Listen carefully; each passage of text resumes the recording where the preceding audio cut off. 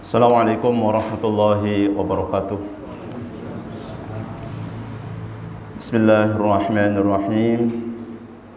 Alhamdulillahi rabbil alamin.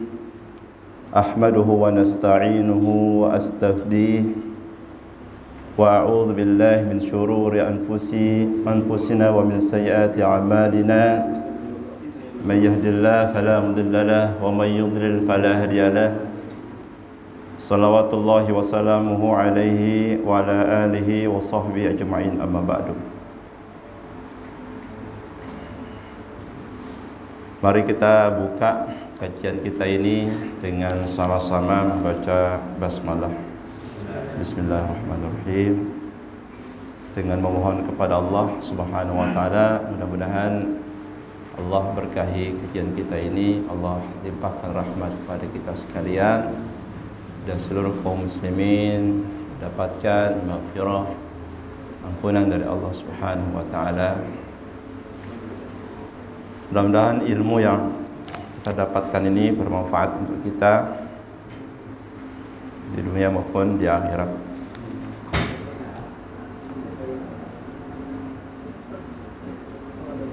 Tema kajian kita pada kesempatan ini adalah kajian atau tema pada pertemuan sebelumnya, hadis yang ke-24 dari kitab Arba'in Nawawi.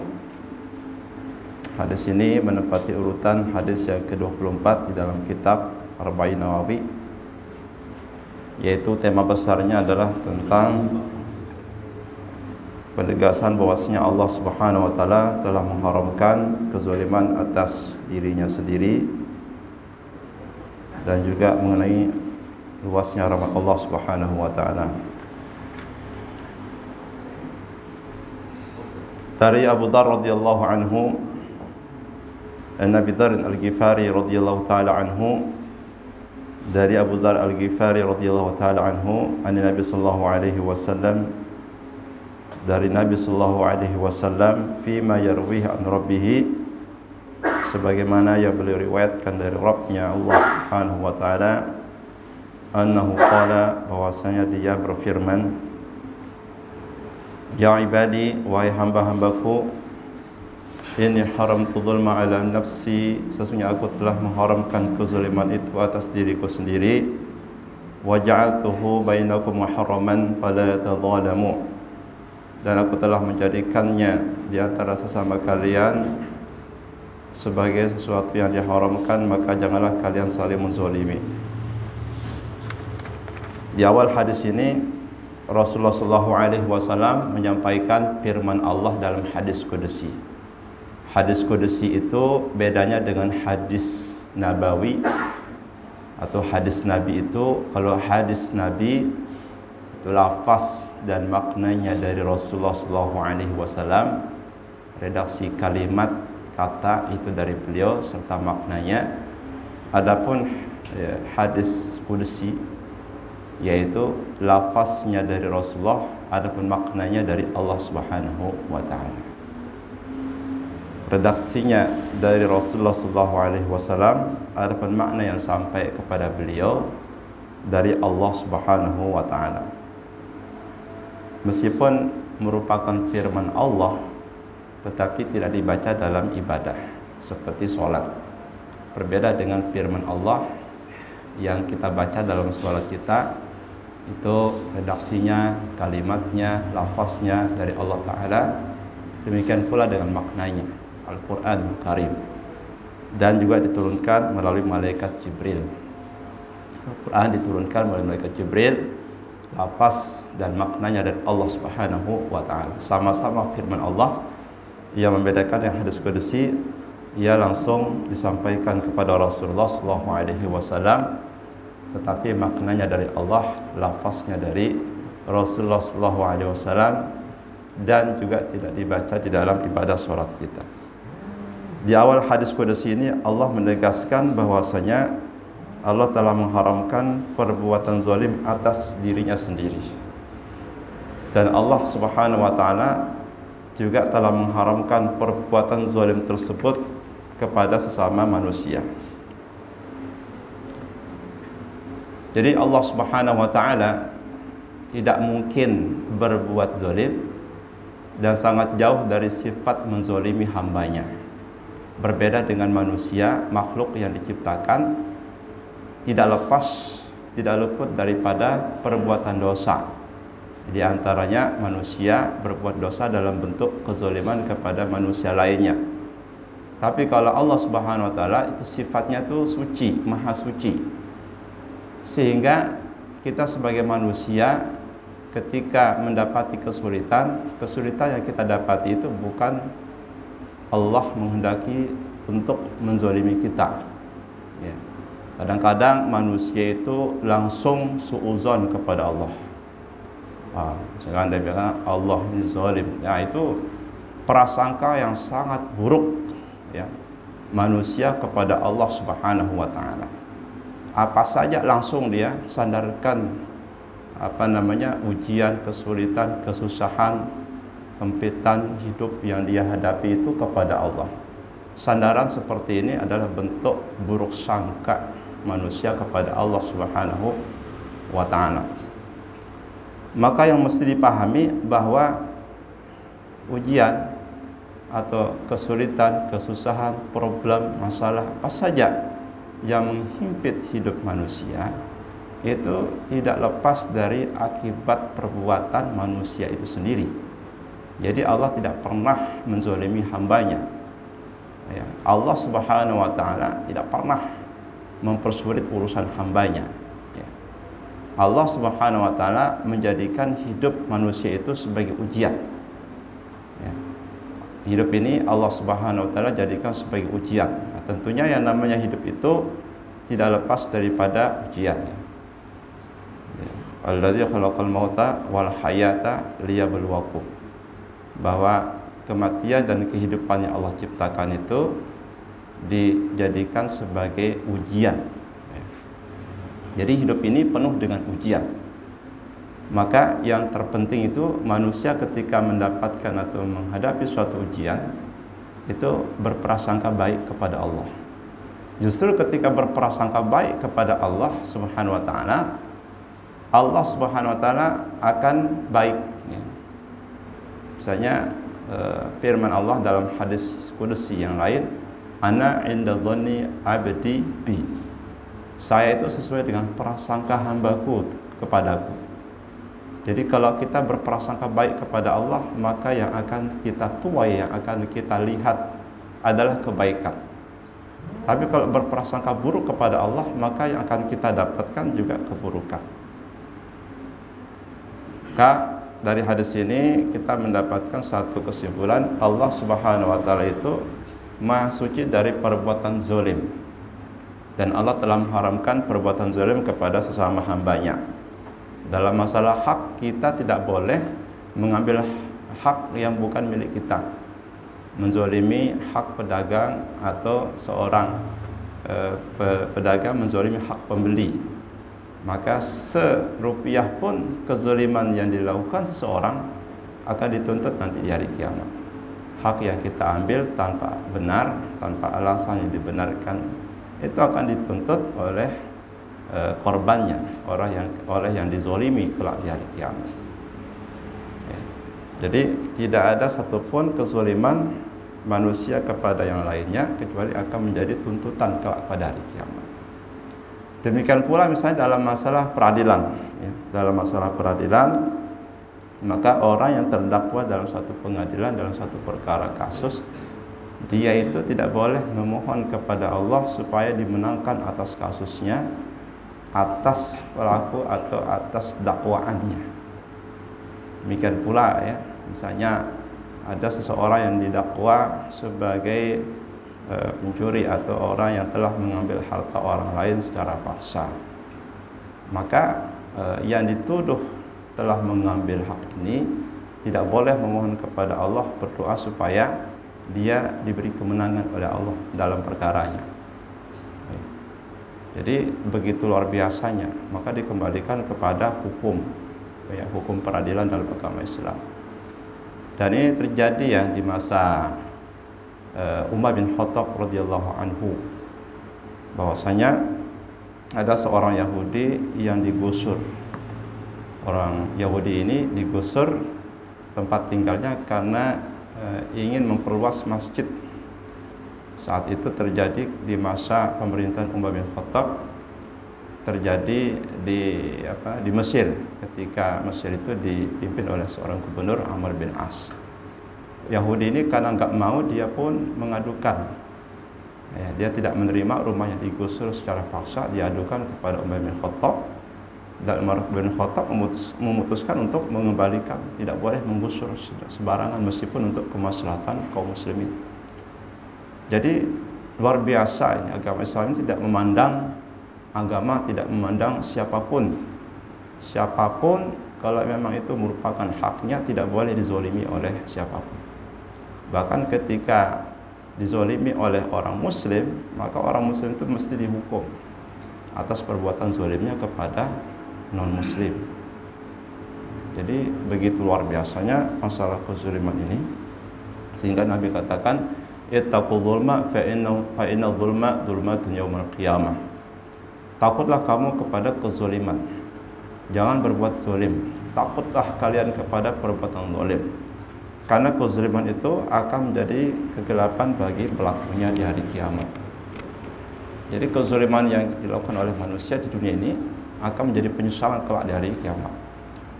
Selanjutnya Allah Subhanahu wa taala menegaskan tentang nikmat Allah Subhanahu wa taala yang begitu luar biasa kepada manusia, sekaligus menegaskan bahwasanya kita ini betapa mahal lemah. Kita ini sangat lemah, sangat membutuhkan pertolongan Allah Subhanahu wa taala. Ya, sehingga tidak ada seorang pun di antara manusia yang terlepas dari pertolongan Allah, rahmat Allah Subhanahu wa taala. Ya. Kullukum dhalun illa man hadaituhu fastahduni ahdikum. Semua kalian itu sesat.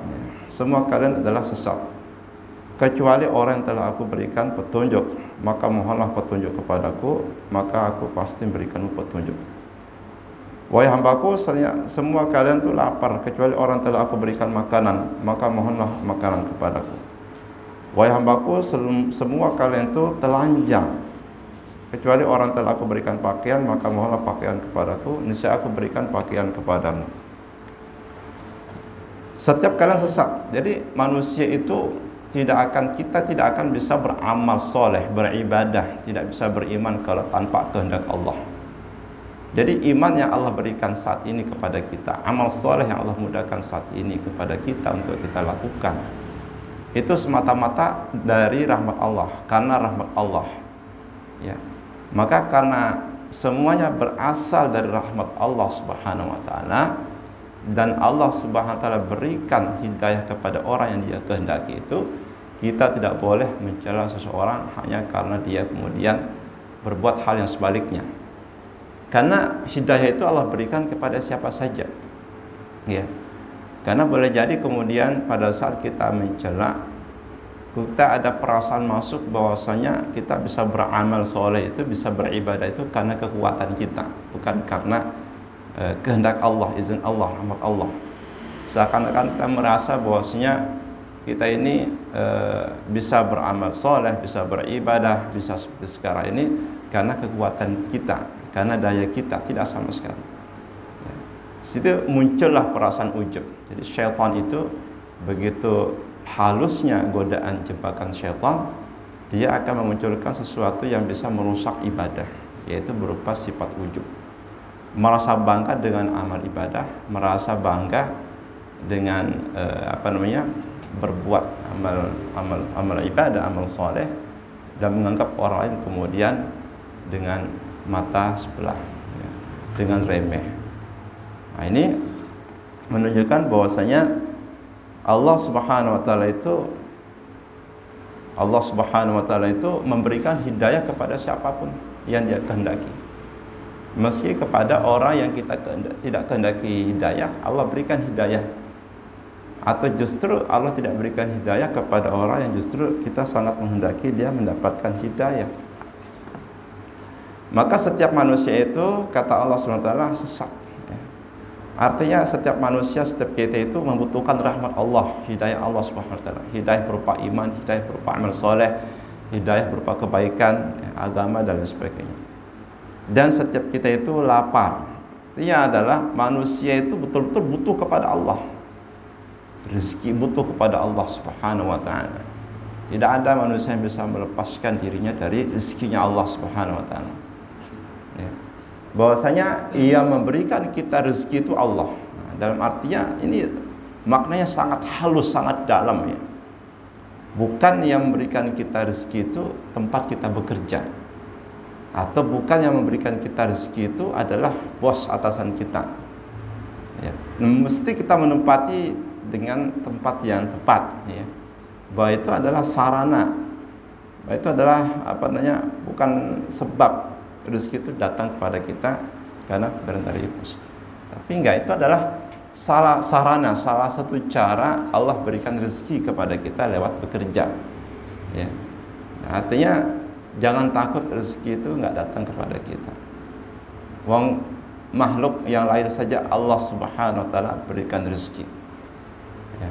Hewan Allah berikan rezeki dan mereka tidak pernah takutan tidak dapat rezeki, tidak pernah sekolah katakanlah seperti itu, tapi rezekinya selalu datang ya. Selalu datang yang di hutan-hutan itu rezekinya selalu datang, padahal nggak pernah sekolah 1 S2 S3 apalagi. Jadi tidak pernah takut, dia stres nih masalah rezeki itu. Nah, manusia itu kemudian mengalami tekanan dan kekhawatiran akan rezekinya, masa depan anak-anak yang sangat luar biasa, sehingga dia mempersiapkan dengan pendidikan atau dengan segala upaya, dengan segala daya, karena kekhawatirannya akan rezekinya, masa depannya, masa depan keluarga dan anak-anaknya. Tidak yakin dengan Allah Subhanahu wa taala yang Maha memberikan rezeki ya. Jadi mesti kita betul-betul memurnikan keyakinan bahwasanya rezeki yang datang kepada kita itu dari Allah. Yang lain itu hanya sebagai wasilah, sebagai perantara. Maksudnya rezeki ini datang lewat perantara seperti ini ya. Makanya pernah satu terjadi dialog antara Imam Syafi'i dengan Imam Malik ya. Imam Malik mengatakan rezeki itu dari Allah ya, maksudnya tidak perlu diupayakan ya. Tidak perlu diusahakan, rezeki itu akan datang dengan sendirinya. Kata Imam Syafi'i, ya rezeki itu harus diupayakan, harus diikhtiarkan ya. Maka kemudian karena berbeda antara guru dengan murid, Imam Syafi'i ingin membuktikan perkataannya bahwasanya rezeki itu harus diikhtiarkan. Dia pun keluar kemudian di jalan dia membantu seseorang untuk menyeberangi jalan. Selesai membantu orang menyeberangi jalan, dia diberikan sesuatu pemberian berupa buah-buahan begitu, makanan. Lalu dia mengatakan, saya akan buktikan kepada guru bahwasanya rezeki ini mesti diupayakan. Kalau saya diam di majelis guru saya, maka saya tidak mendapatkan rezeki ini. Saya dapat rezeki ini karena saya menolong orang. Artinya mesti diikhtiarkan. Untuk dapatkan ini mesti berikhtiar, mesti membantu orang itu. Kalau saya nggak bantu, mungkin saya nggak dapat itu. Imam Malik kemudian dia datang dengan senang hati ingin membuktikan bahwasanya apa yang diyakini rezeki itu mesti diikhtiarkan itu terbukti. Ketika Imam Malik sedang duduk, dia sampaikan, nih guru, saya dapat ini sebagaimana yang saya sampaikan bahwasanya mesti diikhtiarkan. Saya bantu orang, saya dapat ini seperti ini. Kata Imam Malik, saya dari tadi diam saja di sini, nggak ngapa-ngapain, rezeki datang dengan sendirinya di depan saya sekarang. Ya. Jadi begitulah ya, keyakinan kita itu betul-betul kita murnikan bahwasanya yang lain itu hanya sebagai wasilah, tapi hakikatnya yang ngasih kita itu rezeki adalah Allah Subhanahu wa taala. Tidak atasan, tidak pekerjaan, tidak yang lainnya. Ya. Contoh lain misalkan seperti Nabi Ismail. Ya, meskipun ibunya Siti Hajar mencari ke sana kemari, naik bukit Safa, naik lagi bukit Marwah, bolak-balik 7 kali. Ya. Dia ingin mencoba apakah ada manusia di balik sana yang bisa melihat atau yang bisa dimintai pertolongannya. Tidak ditemukan sama sekali. Tapi di balik di celah-celah kaki Nabi Ismail kemudian memancarkan Zam-Zam. Artinya meskipun kita sudah berikhtiar, kalau Allah takdirkan rezeki kita bukan di situ tapi di sebelah sini, Atau orang itu berikhtiar tapi memang ditakdirkan miskin, ya miskin. Atau Allah takdirkan dia kaya, mesti nggak pernah berusaha jadi orang kaya. Ya, dia berasal dari keturunan kaya, dapat warisan orang tuanya, orang tua yang kaya, nggak ada berikhtiar. Masih bayi sudah mewarisi 5 triliun misalnya. Nah, itu kan buktinya bahwasanya rezeki itu tidak perlu diusahakan, mengalahkan. Contoh dalam kehidupan ya, ada orang yang mempekerjakan S1, S3, S2, padahal yang mempekerjakan SD aja nggak tamat. Ya, SD nggak tamat. Itu banyak seperti itu. SD nggak tamat, sekolah nggak pernah. Bob Sadino itu. Bob Sadino itu pengusaha yang sudah meninggal sekitar berapa tahun yang lalu. Tapi dia mempekerjakan berapa ratus ribu orang. Atau Hairul Tanjung. Ya. Jadi artinya tidak bisa ditentukan dengan taraf pendidikan yang tinggi baru kemudian dapat rezeki yang lebih baik dari orang lain yang pendidikannya relatif lebih rendah. Maka di sini rezeki itu tidak bisa ditentukan dengan pendidikan, dengan ikhtiar. Bagaimanapun rezeki dari Allah Subhanahu wa taala. Yang lain itu hanya sebagai wasilah. Maka perlulah kita itu istilahnya mentajrid. Tajrid itu artinya adalah memurnikan keyakinan kita bahwasanya yang mendatangkan rezeki itu bukan siapa-siapa. Ya, bukan siapa-siapa tapi Allah Subhanahu wa taala. Yang lain itu hanya sebagai wasilah. Tanpa wasilah pun Allah bisa gitu. Cuma hanya sebagai pendekatan supaya manusia itu memahami dan supaya umat Islam tidak malas untuk bekerja. Maka mesti mereka menjalani sunatullah. Ya, supaya nggak malas itu aja sebenarnya intinya. Umat Islam itu diadakan, diciptakan sebagai khairah ummah supaya nggak malas. Ya. Setiap kalian itu telanjang kecuali yang telah aku berikan pakaian. Jadi setiap kita ini punya aib. Pakaian kita ini menutupi kekurangan kita. Ya, mungkin ada yang bisulnya, mungkin secara fisik. Maksudnya itu adalah ya, pakaian itu adalah ibarat yang menutupi aib kekurangan kita sebagai manusia. Kalau Allah membongkar aib kita ini sangat gampang, siapa hakikat diri kita ini. Maka yang paling dekat manusia yang tahu aib kita itu adalah istri kita. Sahabat kita yang paling dekat itu adalah istri kita. Sahabat yang paling ikhlas dalam kehidupan dunia ini adalah istri kita. Sahabat yang lain tuh mungkin persahabatannya bisa dusta, bisa nggak ikhlas, tapi betul-betul kelahi pagi nggak sampai setengah jam damai lagi. Itu istri. Coba kalau yang lain bisa 1 tahun tuh nggak sapaan, mana ada yang seperti itu. Istri itu sahabat yang paling dekat dengan kita. Ya. Hanya luar biasa ini. Yang paling tahu aib dan kekurangan kita. Makanya Allah katakan, "Hunna libasul lakum wa antum libasul lahum." Ya. Pakaian itu dijadikan sebagai penutup, istri itu dijadikan sebagai penutup aib kita. Mereka itu adalah pakaian buat kalian dan kalian itu adalah pakaian buat kalian. Ya, buat istri-istri kalian. Jadi saling melengkapi, saling menutupi kekurangan. Ya. Jadi betapa Allah Subhanahu wa taala itu Maha Rahmat sehingga menutupi aib kita. Seandainya kekurangan kita itu bisa disaksikan dengan mata telanjang, mungkin nggak ada yang mau duduk sama kita di samping kita. Ada orang-orang dihormati sedemikian rupa, bukan karena dia itu orang suci, karena tidak ada manusia yang suci dari dosa dan aib serta kekurangan. Ya. Andaikan ada manusia yang suci, maka yang suci itu Nabi Adam. Nabi Adam itu dosanya cuma 1 kali, kesalahannya 1 kali. Nggak ada lagi kesalahannya. 1 kali berbuat salah, tapi nangisnya itu ratusan tahun, menangisi penyesalannya. Penyesalannya itu ratusan tahun, menyesal, taubat. Oh, kalau kita ini dibalik, ya. Puluhan kali berbuat salah, nangisnya belum tentu 1 kali. Dalam setahun kita berapa berbuat salah? Nggak usah setahun, mungkin terlalu sulit untuk menghitungnya. 1 hari lah atau 1 jam gitu. Mungkin dalam 1 jam tuh, ya, kita nggak lepas memikirkan orang, ya, mikirin orang atau menyebut nama orang atau negatif, apalah. Gimana kalau misalkan 2 jam? Bagaimana kalau 24 jam? Karena kita ini memang tidak bisa lepas daripada kekurangan dan aib. Maka Allah Subhanahu wa taala itu minta kepada kita untuk meminta pakaian agar menutupi aib kita. Maka Nabi Adam itu adalah ada manusia yang paling suci, beliau adalah manusia yang paling suci. Satu kali kesalahan tapi beliau balas dengan taubat ratusan tahun, bahkan ribuan tahun. Taubatnya penyesalan yang sangat luar biasa. Maka artinya manusia itu dikatakan taubatan nasuha itu apabila dia memenuhi unsur nangis, menangisi, menangisi dosanya, menyesali.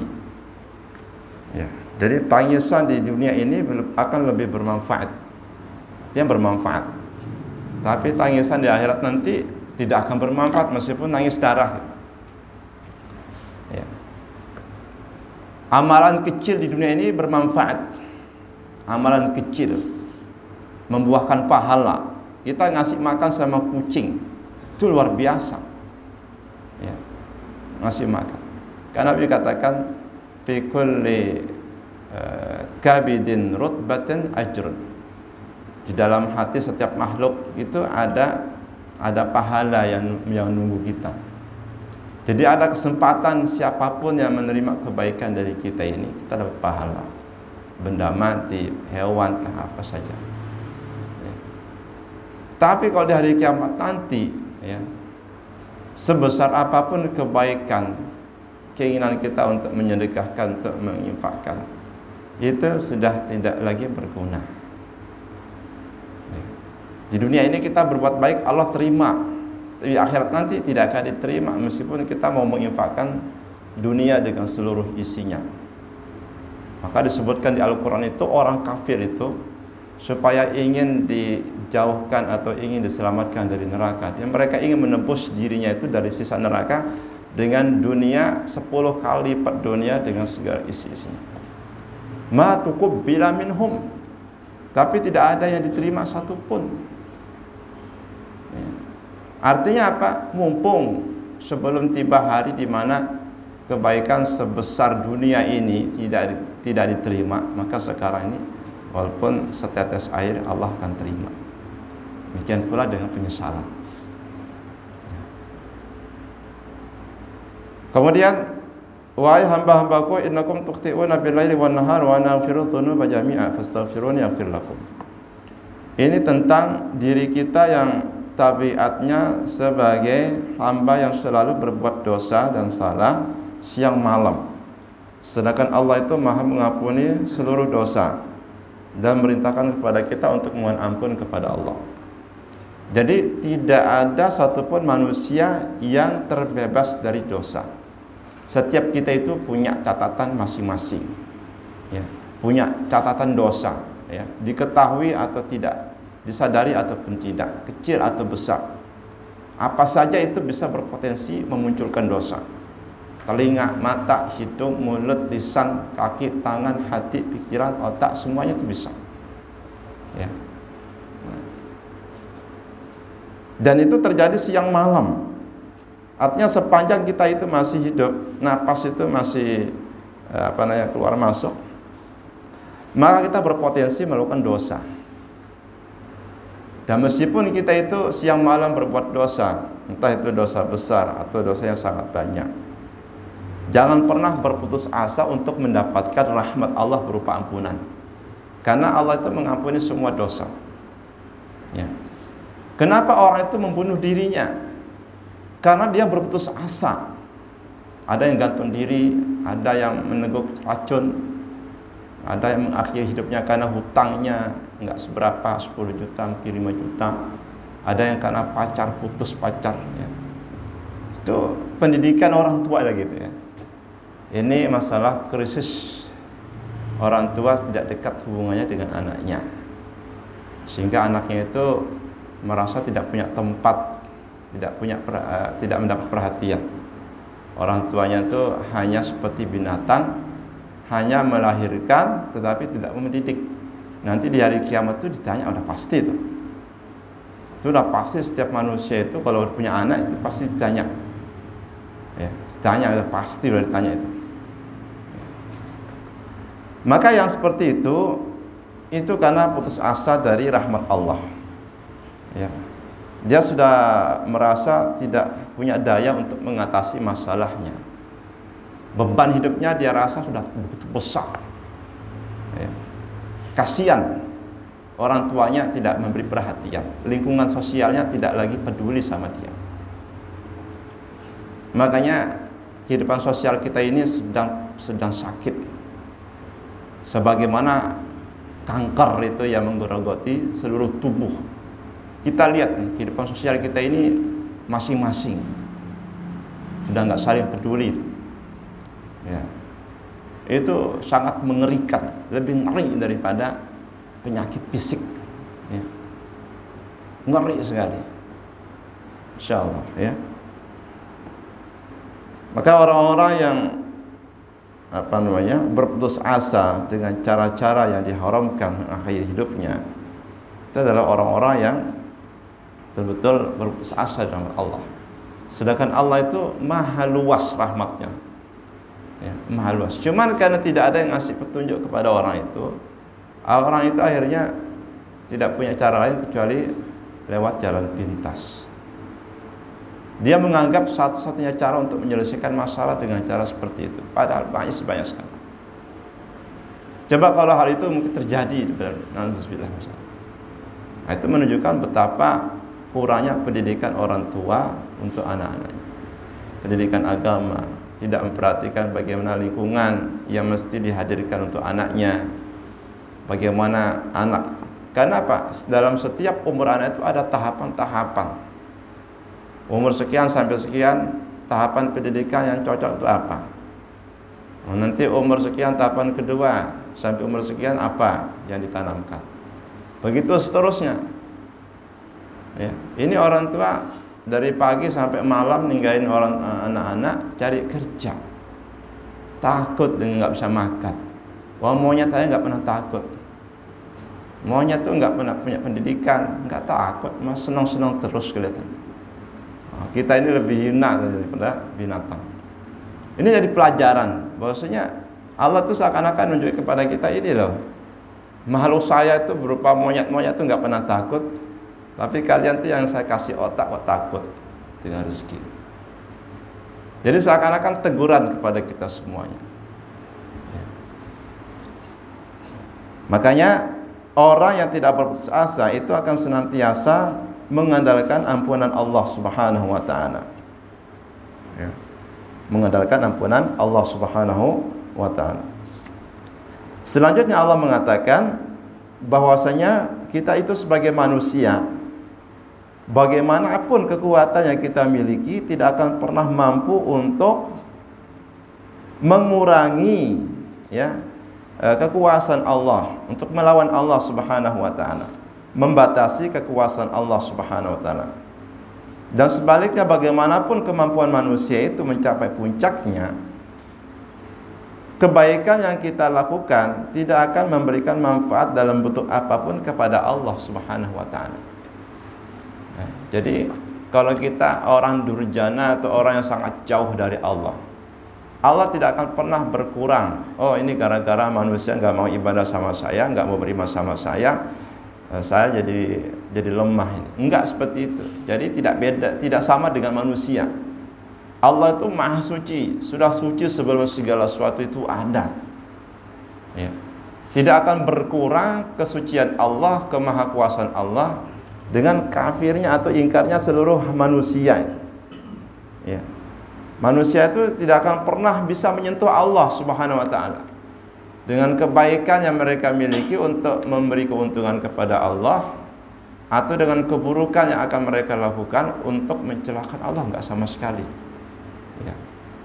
Orang sholat, meninggalin sholat, ya apakah Allah itu rugi? Enggak. Yang rugi ya mereka yang ninggalin sholat. Orang enggak mau berpuasa, apakah agama Islam itu akan tercela? Tidak akan tercela. Islam itu ya'lu wa la yu'la alaih, akan tetap tinggi dan tidak ada yang bisa menandingi ketinggian Islam. Dengan maksiat manusia sekalipun tidak akan bisa Islam itu rendah, ya. Orang tidak berhaji meskipun banyak yang kaya raya. Apa kemudian Islam itu akan berkurang? Tidak. Justru mereka sendiri yang akan terhina. Mereka sendiri merugikan diri mereka sendiri. Ya. Pendeknya adalah orang yang meninggalkan syariat Allah, itu dampak negatifnya kembali kepada mereka yang meninggalkan itu sendiri. Tidak kepada agama ini, tidak kepada Allah Subhanahu wa taala.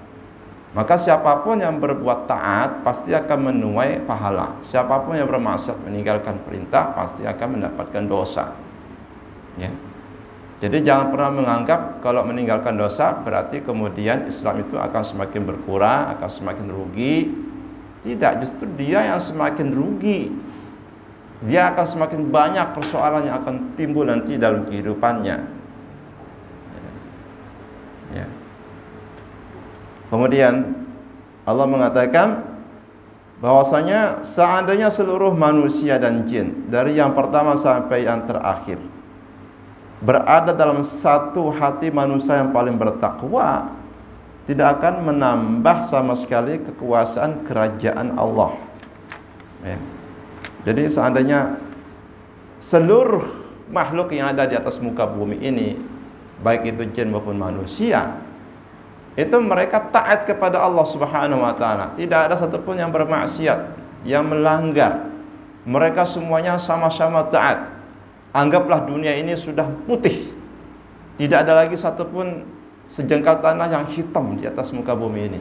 Itu tidak akan menambah kemuliaan Allah, tidak akan menambah kerajaan Allah sama sekali. Demikian pula sebaliknya, kalau seandainya seluruh penduduk bumi ini dari jin maupun manusianya tidak taat kepada Allah, maksiat, sehingga tidak ada yang tersisa, ya, sejengkal tanah pun di atas muka bumi kecuali warnanya hitam, itu tidak akan pernah mengurangi kemuliaan Allah. Semua meninggalkan sholat satu komplek ini. Apa kemudian Allah itu rugi? Enggak. Yang merugi itu adalah mereka yang di komplek ini yang meninggalkan sholat. Mereka tidak berzakat, itulah yang rugi. Yang tidak berpuasa, itulah yang rugi. Yang tidak berhaji, itulah yang rugi. Yang tidak baca Al-Quran, itulah yang rugi. Ya. Jadi jangan pernah kemudian menyangka yang rugi itu adalah yang membuat syariat sholat, syariat puasa, syariat baca Al-Quran dan yang lainnya. Ya. Kemudian Allah Subhanahu wa taala, ya, memberitahukan kepada kita bahwasanya seandainya seluruh manusia itu diberikan masing-masing oleh Allah permintaannya, itu tidak akan pernah berkurang sedikit pun apa yang Allah miliki. Ya. Tidak mengurangi sedikit pun kekayaan Allah Subhanahu wa ta'ala, kecuali seperti berkurangnya air yang ada, yang nempel di jari kita setelah kita celupkan ke dalam laut. Ini artinya sama sekali gak berkurang, cuman ini sebagai satu pendekatan supaya kita mudah memahaminya, bahwasanya kekuasaan Allah itu maha luas, tidak akan berkurang kecuali seperti berkurangnya air yang kita celupkan dengan jari kita. Itu maksudnya sama sekali nggak berkurang sama sekali. Jadi Allah SWT itu sudah maha kaya dari sejak awal sampai seterusnya, tidak akan pernah mengurangi kekayaan Allah oleh pemberian yang Allah berikan kepada manusia. Karena kalau kita pikir Allah itu dari mulai kita nggak ada, manusia nggak ada, dunia belum ada, itu sudah diciptakan malaikat. Rahmat Allah Subhanahu wa taala diberikan kekuatan-kekuatan kepada malaikat yang sangat luar biasa. Ada malaikat-malaikat pemikul arasy. Itu kan kekuatan dari siapa kalau bukan Allah yang kasih mereka. Ada malaikat yang sangat kuat sujud rukuknya, yang sangat luar biasa tahannya, enggak tidur, ya. Yang melaksanakan tugas, itu kan kekuatan dari siapa kalau bukan Allah yang kasih mereka. Belum lagi kemudian Allah ciptakan manusia, belum lagi Allah ciptakan semua rezeki yang ada di muka bumi ini, ya, tumbuh-tumbuhan, hewan, semua tempat tinggal. Itu dari dulu sampai sekarang. Apa kemudian Allah kehabisan? Beda dengan manusia. Kalau manusia itu sekaya-kaya manusia, pasti ada ungkapan kekayaannya tidak akan habis sampai 7 turunan. Berarti setelah 7 turunan habis. Ya, Allah enggak. Dari mulai ratusan juta katakanlah sampai sekarang tidak akan pernah habis. kekayaan Allah Subhanahu wa taala. Cuman manusia itu yang kemudian tidak berterima kasih kepada Allah. Manusia itu justru semakin dikasih nikmat justru semakin melawan Allah. Bagaimana cara mereka melawan Allah? Melawannya bukan seperti petinju kemudian melukai, enggak. Tapi mereka kemudian ya tidak melaksanakan perintah Allah Subhanahu wa taala, atau mereka kemudian mencela agama Allah, syariat Allah Subhanahu wa taala, simbol-simbol yang memang disucikan, agama, prinsip-prinsip yang memang sangat disakralkan, entah itu Al-Quran, entah itu Nabi, atau agama Islam itu sendiri, Ka'bah misalnya, atau rumah masjid apa-apa segala macam. Itu justru yang dilakukan oleh manusia, bukan justru berterima kasih. Mestinya kan orang yang pandai atau orang yang cerdik itu dia berterima kasih. Setiap kali mendapatkan kenikmatan dan kebaikan, berterima kasih kepada Allah, bersyukur dengan cara beribadah, ya, dengan cara berbuat baik. Ya. Nah, ini semakin dikasih justru semakin menjadi pembangkangannya kepada Allah Subhanahu wa taala, kemaksiatannya kepada Allah Subhanahu wa taala. Kemudian sebagai penutup hadis ini menyebutkan manusia itu beramal, dan kelak di hari kiamat Allah akan berikan balasan kepada manusia sesuai dengan amal yang sudah mereka lakukan. Jadi kalau tidak beramal, maka tidak akan Allah berikan balasan dengan amal yang tidak mereka kerjakan. Dan kalau mereka melakukan suatu amalan, akan Allah balas sesuai dengan amalan yang dulu mereka kerjakan.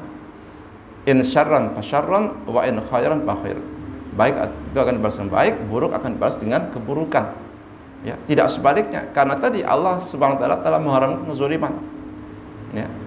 Berarti Allah itu Maha Adil. Keadilan Allah, kalau siapapun yang berbuat kebaikan atau pernah berbuat kebaikan sekecil apapun, pasti Allah berikan balasan kebaikannya.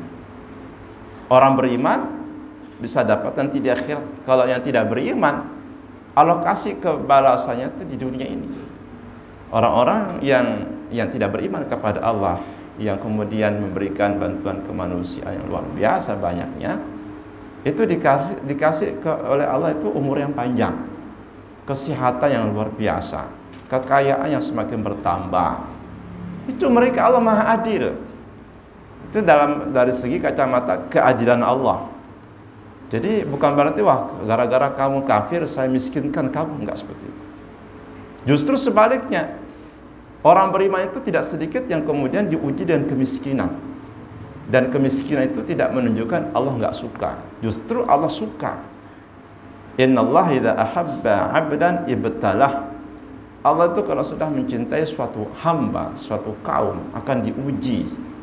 Ya, orang beriman itu diuji, apalagi yang tidak beriman saja diuji, apalagi yang beriman. Ya. Maka orang-orang yang tidak beriman itu kalau berbuat kebaikan dibalas di dunia ini. Ya, harta semakin bertambah, makin sehat, umur semakin ini, makin makmur, ya, luar biasa. Kalau beriman ditambah nanti di akhirat.